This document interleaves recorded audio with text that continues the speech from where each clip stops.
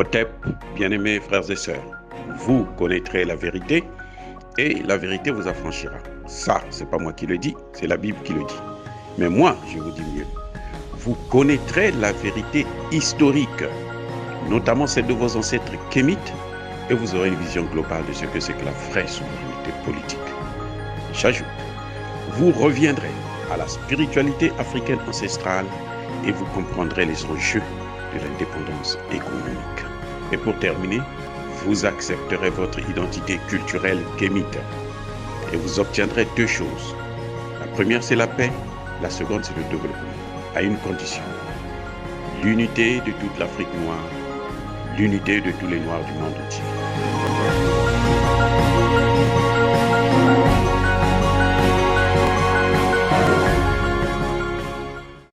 Otep à tous, bienvenue sur la chaîne des panafricanistes par essence, par conviction et par excellence. Celle des citoyens kémites par nécessité et obligation de combat. Nous sommes une chaîne qui n'est guidée que par nos ancêtres et rien que par les ancêtres qui appartiennent à l'égrégore du monde noir. Par conséquent, nous ne croyons en aucun Dieu venu de l'étranger. Ceci dit, aujourd'hui, je veux dire bravo.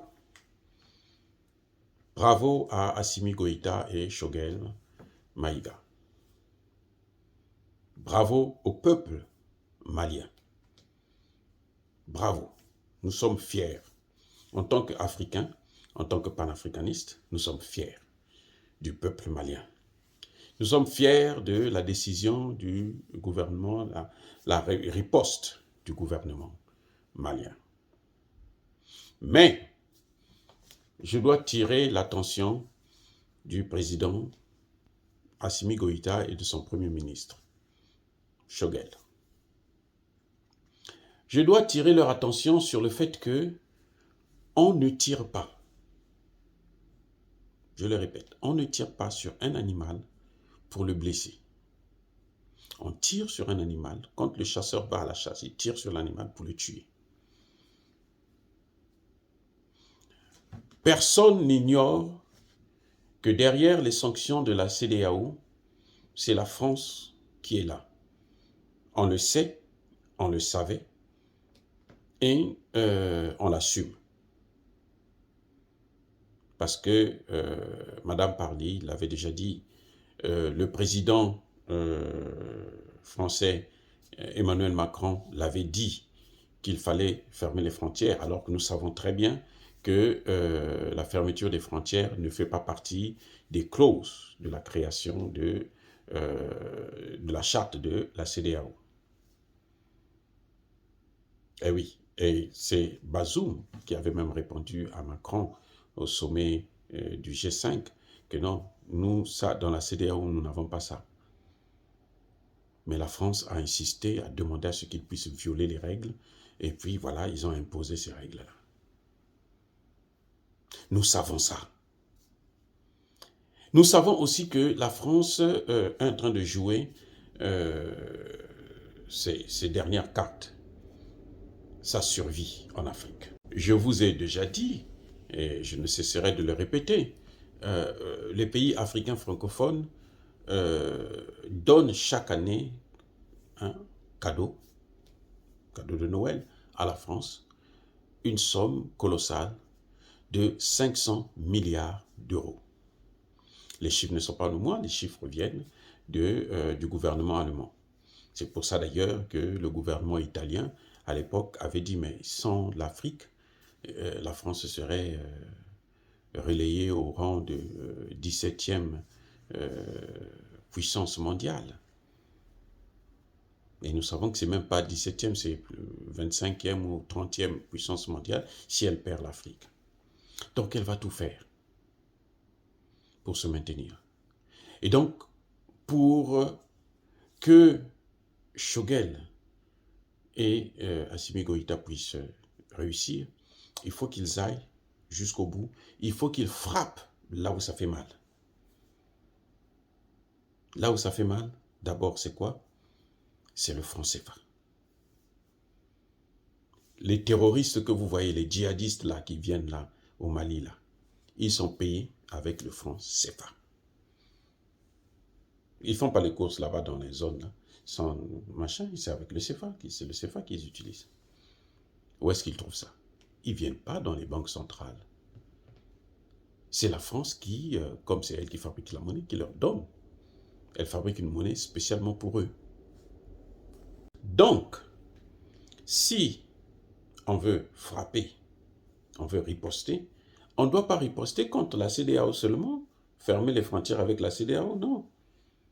Sortir du franc CFA. Pour toucher directement la France.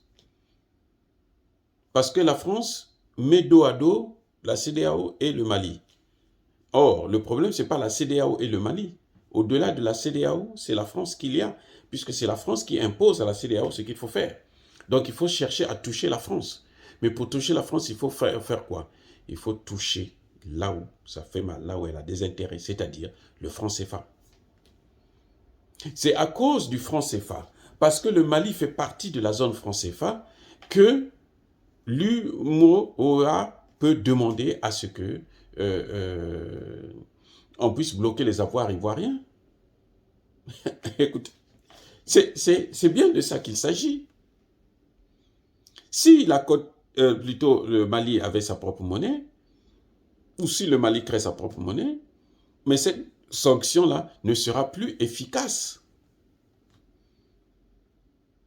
Le blocage des finances ne sera plus efficace. Elle fabrique sa monnaie, elle paie ses travailleurs, elle fait ses échanges internationaux, elle n'a pas besoin de passer par la France. Ça, c'est un premier point qui est capital, qui est essentiel.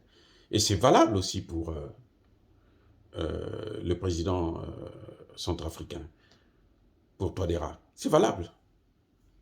Maintenant, la deuxième des choses, c'est que il faut faire partir la base militaire française et les Nations Unies.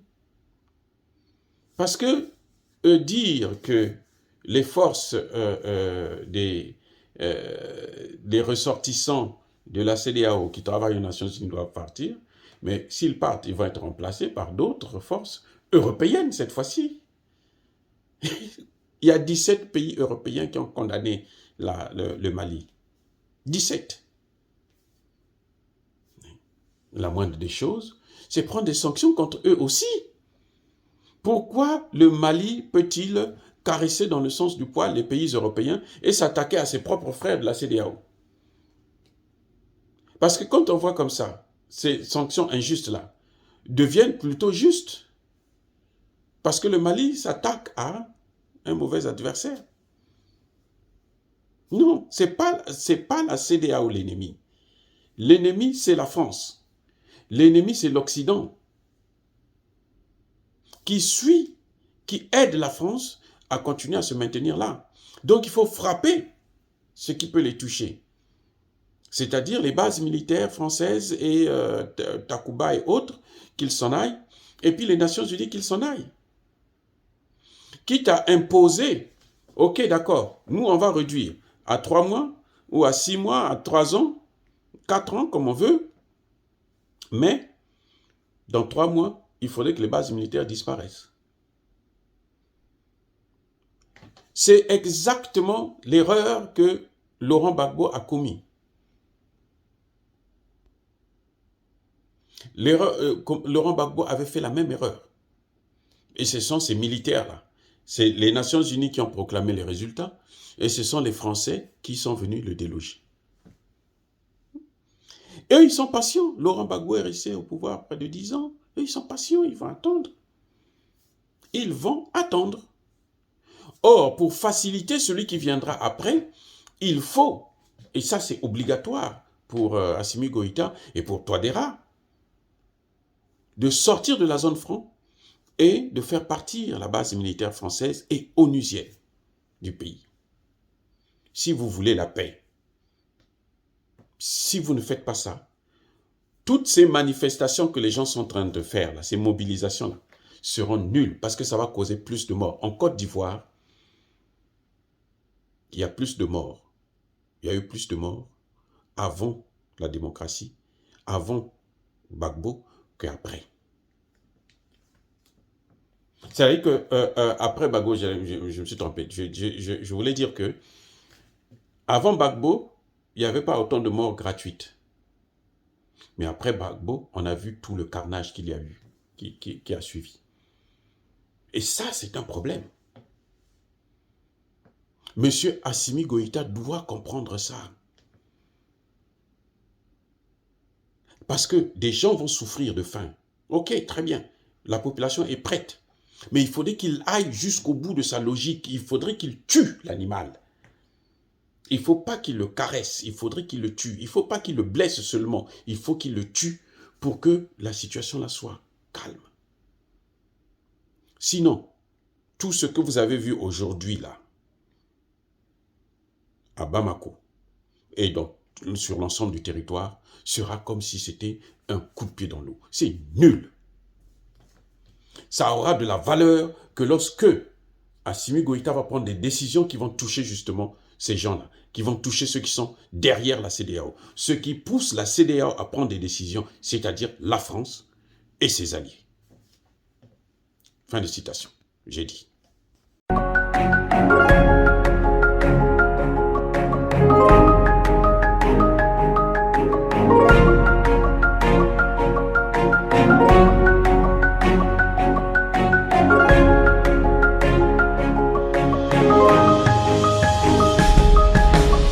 Eux, ils marchent par la foi et non par la vue.